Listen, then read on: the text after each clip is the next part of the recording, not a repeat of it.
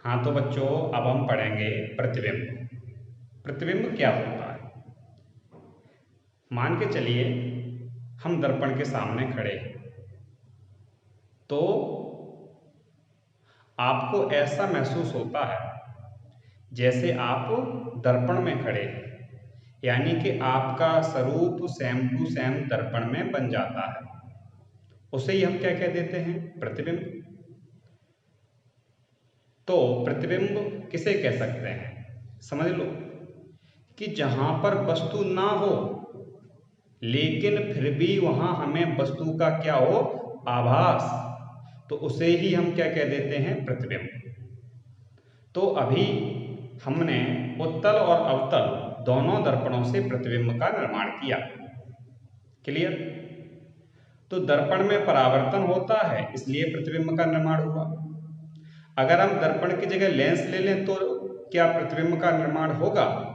बिल्कुल होगा, लेकिन वहां पर परावर्तन के द्वारा नहीं होगा, अपवर्तन के द्वारा होगा। किसके द्वारा होगा? अपवर्तन के द्वारा होगा। तो हम जो डेफिनेशन देंगे वो दर्पण और लेंस दोनों के लिए देंगे। ठीक है, तो डेफिनेशन देखते हैं। जब प्रकाश किरणें दर्पण, दर्पण की जगह और हम लिख सकते हैं क्या? परावर्तक पृष्ठ। ये आवश्यक नहीं है कि परावर्तक पृष्ठ हो तभी दर्पण बनेगा। अगर कोई चमकीला पृष्ठ है तो भी वहां पे प्रतिबिंब बन जाएगा। ठीक है, जब प्रकाश किरणें दर्पण से परावर्तित अथवा लेंस, लेंस से क्या होंगे? अपवर्तित। अथवा लेंस, लेंस की जगह हम और क्या लिख सकते हैं?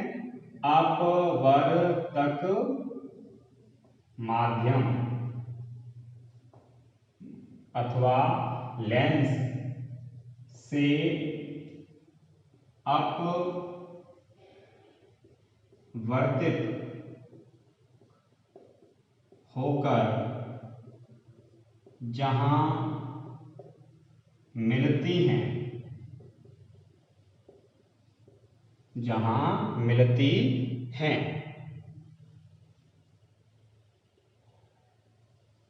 अथवा मिलती हुई प्रतीत होती हैं, वहां बिंब, ब्रैकेट में क्या लिख देंगे? वस्तु का आभास होता है, जिसे प्रतिबिंब कहते हैं।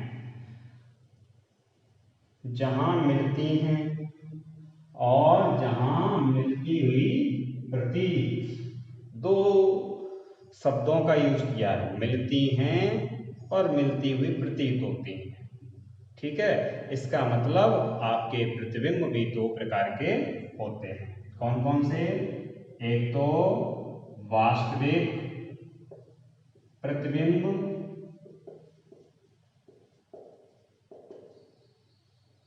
कौन सा प्रतिबिंब?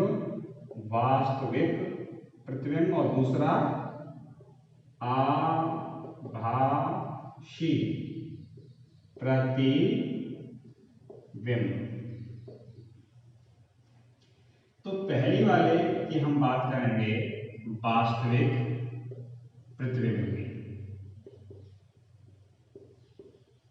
ठीक है, तो वास्तविक प्रतिबिंब के लिए क्या होता है?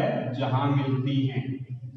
तो आपने अवतल दर्पण में देखा था, एक अपवाद वाली स्थिति को छोड़ के, यानी कि जब बिंब P व F के मध्य हो, वो स्थिति को छोड़ के बाकी सभी स्थितियों में जो प्रतिबिंब का निर्माण हुआ था, तो वहां पर प्रकाश किरणें वास्तव में काट रही थी और जब उत्तल दर्पण में आपने प्रतिबिंब का निर्माण किया तो प्रकाश किरणें वहां वास्तव में नहीं काटी, वहां पर आपने प्रकाश किरणों को पीछे की ओर बढ़ाया था, तभी आपका प्रतिबिंब का निर्माण हुआ था। यानी कि आपने प्रकाश किरणों को पीछे की ओर बढ़ाया, उनको पीछे की ओर डॉट डॉट से बढ़ा के मिलाया, इसका मतलब वहां प्रकाश किरणें वास्तव में नहीं गई थी, इसलिए वहां पर जो प्रतिबिंब बनता है वो कौन सा बनता है? आभासी। यानी कि परावर्तित अथवा अपवर्तित प्रकाश किरणें जब वास्तव में मिलती हैं तो वास्तविक प्रतिबिंब बनता है, और जब मिलती हुई प्रतीत होती हैं तो आभासी प्रतिबिंब बनता है। ठीक है, तो वास्तविक प्रतिबिंब की डेफिनेशन क्या देंगे? जब परावर्तित अथवा अपवर्तित प्रकाश किरणें जब परावर्तित अथवा अपवर्तित प्रकाश किरणें वास्तव में, या सीधे लिख देंगे, जब परावर्तित अथवा अपवर्तित प्रकाश किरणें किसी बिंदु पर मिलती हैं तो वहां बनने वाले प्रतिबिंब को वास्तविक प्रतिबिंब कहते हैं। जब परावर्तित अथवा अपवर्तित प्रकाश किरणें किसी बिंदु पर मिलती हैं तो वहां बनने वाले प्रतिबिंब को वास्तविक प्रतिबिंब कहते हैं। इसके लिए 2 पॉइंट देख लो। जो वास्तविक प्रतिबिंब होता है उसे कहाँ प्राप्त किया जा सकता है? इसे पर्दे पर प्राप्त किया जा सकता है। यानी कि जो वास्तविक प्रतिबिंब है उसे पर्दे पर प्राप्त किया जा सकता है। सेकंड पॉइंट, यह सदैव उल्टा प्राप्त होता है। हम अपने सिलेबस में जो फिजिक्स में पढ़ेंगे तो उनमें किन स्थितियों में आपका वास्तविक प्रतिबिंब बनेगा और वास्तविक प्रतिबिंब को कौन कौन सी युक्ति बनाएगी। ठीक है, तो नोट कर लेंगे थोड़ा, कौन कौन सी युक्ति बनाएगी। नंबर 1, अवतल दर्पण।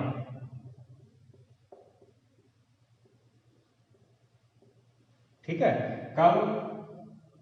जब बिंब P व F के मध्य ना हो। जब बिंदु P व F के मध्य ना हो तब अवतल दर्पण भी वास्तविक प्रतिबिंब बनाता है। नंबर 2, उत्तल लेंस, है ना, कब बनाएगा?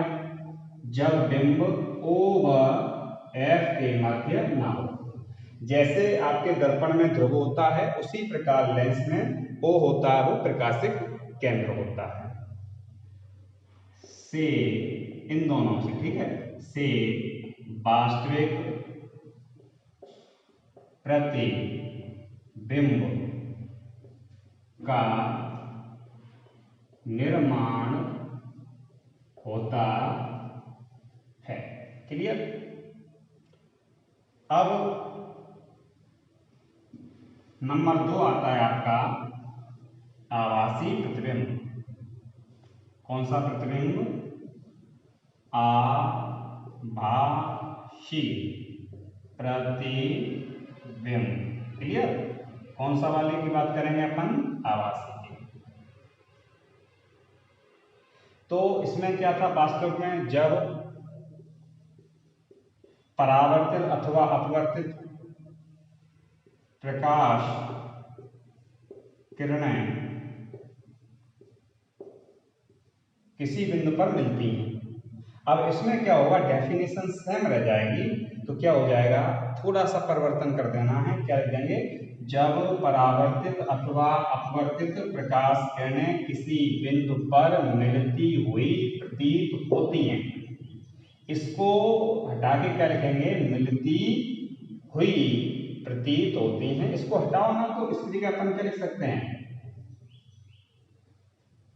क्या लिख सकते हैं, मिलती हुई प्रतीत होती और काय की डेफिनेशन में देखो, आभासी की, जब परावर्तित अथवा अपवर्तित प्रकाश किरणें किसी बिंदु पर मिलती हुई प्रतीत होती हैं, मिलती हुई प्रतीत होती हैं, लेकिन मिलती नहीं हैं, तो वहां बनने वाले प्रतिबिंब को आभासी प्रतिबिंब कहते हैं। क्लियर। अब वास्तविक में क्या था, इसे पर्दे पर प्राप्त किया जा सकता है। इसमें क्या हो जाएगा, आभासी में इसे पर्दे पर प्राप्त नहीं, यानी कि आभासी प्रतिबिंब को पर्दे पर प्राप्त नहीं किया जा सकता है। इसे पर्दे पर प्राप्त नहीं किया जा सकता है। ठीक है। और यह सदैव कैसा बनता था, वास्तविक सदैव कैसा बनता था, यह सदैव उल्टा प्राप्त होता है। यानी वास्तविक उल्टा प्राप्त होता है, तो आभासी कैसा प्राप्त होता है, सीधा प्राप्त होगा। कैसा प्राप्त होगा, सीधा प्राप्त होगा। ठीक है। अब हम ऐसी युक्तियों का नाम देखेंगे जो आभासी प्रतिबिंब का निर्माण करती हैं। तो देखो यहाँ पे क्या लिखा था आपने, अवतल दर्पण, तो अवतल की जगह कौन सा लिख दोगे, उत्तल। कौन सा दर्पण, उत्तल दर्पण। ये कोई स्थिति इसमें होगी नहीं। यहाँ आपने कौन सा लेंस लिखा था, उत्तल लेंस, यहाँ कौन सा लेंस लिख देंगे, अवतल लेंस। जस्ट अपोजिट कर दिया पहले से। ठीक है। इसमें O और F की ऐसी स्थिति आनी नहीं है। ठीक है। तो जो आभासी प्रतिबिंब बनेगा वो किससे बनेगा, उत्तल दर्पण और अवतल लेंस से। वास्तविक की जगह क्या हो जाएगा, आभासी प्रतिबिंब का निर्माण होता है। उम्मीद करता हूं ये आपको अच्छे से समझ में आया होगा। धन्यवाद।